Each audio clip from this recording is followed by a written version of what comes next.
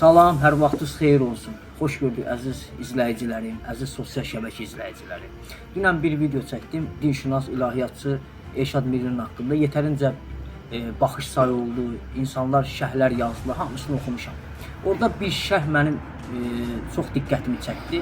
Adamın biri yazıb ki, ilahiyyatçı Elşad Miri haqqında bu danışdıqları düzgün deyil. Bir dənə fakt göstərə bilərsiniz ki, düz danışır. Mən bir neçə faktı göstərə bilərəm.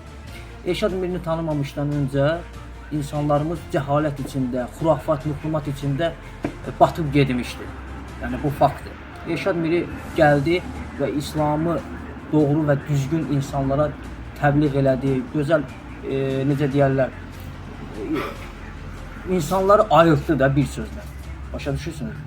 İkincisi, biriləri kimsə çıxıb deyir ki, bu sidik, dəvə sidiyini için, özünüz internetdə görərsiniz də, var belə şeylər.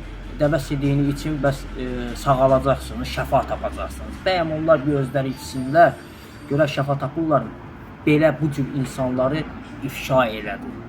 İkincisi, Babasil duası çıxıb ki, üzr istəyirəm tamaşaçılardan ki, Babasil duası çıxıb deyirlər ki, bunu kim oxusa Babasili sağır. Onda tibb nəyə lazımdır?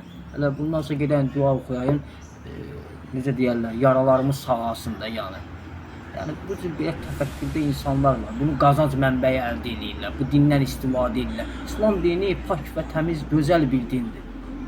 Başa düşürsünüz? İlahiyyatçı Elşad Miri bunları insanlara anladır və insanlar Elşad Mirini, bəzi insanlar deyir ki, o düzgün danışmır.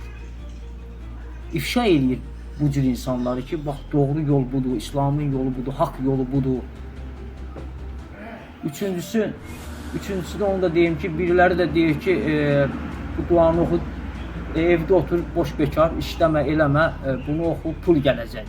Elə şey olsa da, birinci mən oturardım evdə, zimmə də havayı yerdən pul gələrdi. Yəni bu cür belə TikTokda belə bu cür formada insanlar var. Pul, dini qazanc mənbəyi əldə edirlər. Elşad Miri bunları ifşa edir. Düz deyir. Ona görə müasir dövrdə, yəni bu yeni dünya düzənində bizim belə ilahiyyatçılara ehtiyacımız var. Həqiqətən. Gəlin Elşad Mirinin yanında olaq dostlar. Təşəkkür edirəm. Sağ olun.